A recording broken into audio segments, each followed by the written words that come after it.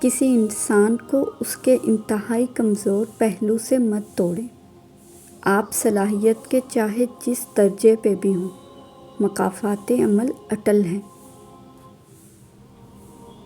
مقافات عمل کی چکی چلتی بہت آہستہ ہے مگر پیستی بہت باریک ہے۔ جو شخص اتنی محبت، اتنے خلوص اور اتنے اعتبار کے باوجود بھی آپ کا نہیں رہا تو یقین کریں کہ وہ کبھی بھی کسی کا نہیں ہو سکتا۔ جب اپنوں میں غدار اور منافق پیدا ہو جائیں تو میدان میں کھڑا شیر بھی کتوں سے بازی ہار جاتا ہے۔ انسان کے آنسو اس وقت مقدس ہوتے ہیں جب وہ کسی اور کے دکھ اور تکلیف کو محسوس کر کے نکلیں۔ زندگی کتنی بھی دکھی ہو عدم، جینے والوں کو پھر بھی پیاری ہے۔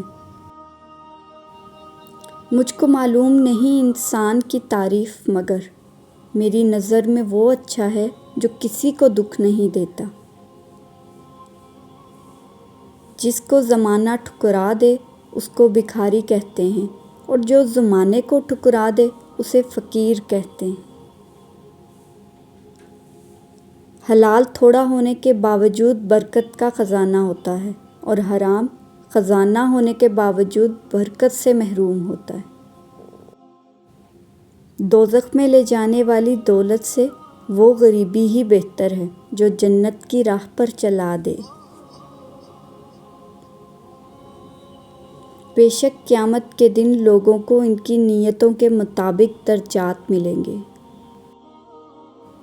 کسی کو ذلیل کرنے سے پہلے خود ذلیل ہونے کے لیے تیار رہیں، کیونکہ اللہ کا ترازو صرف انصاف تولتا ہے۔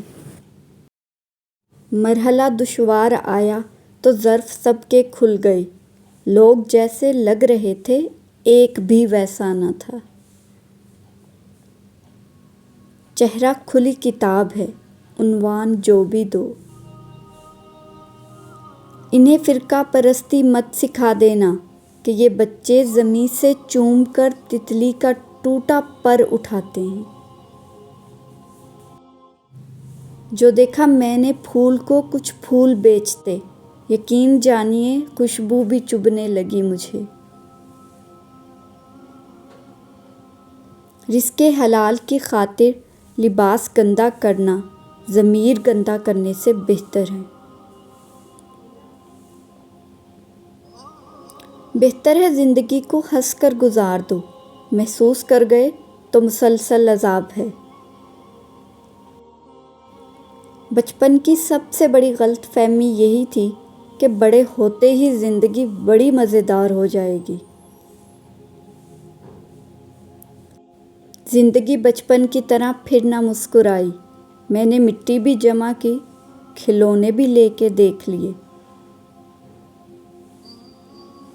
وقت کی چند ساعتیں ساغر لوٹ آئیں تو کیا تماشا ہو۔ ماں باپ دنیا میں سب سے بڑی نعمت ہیں۔ ماں نہ ہو تو دل کو دلاسا دینے والا کوئی نہیں ہوتا، اور اگر باپ نہ ہو تو زندگی کی دوڑ میں اچھا مشورہ دینے والا کوئی نہیں ہوتا۔ روک لیتا ہے بلاؤں کو وہ اپنے اوپر۔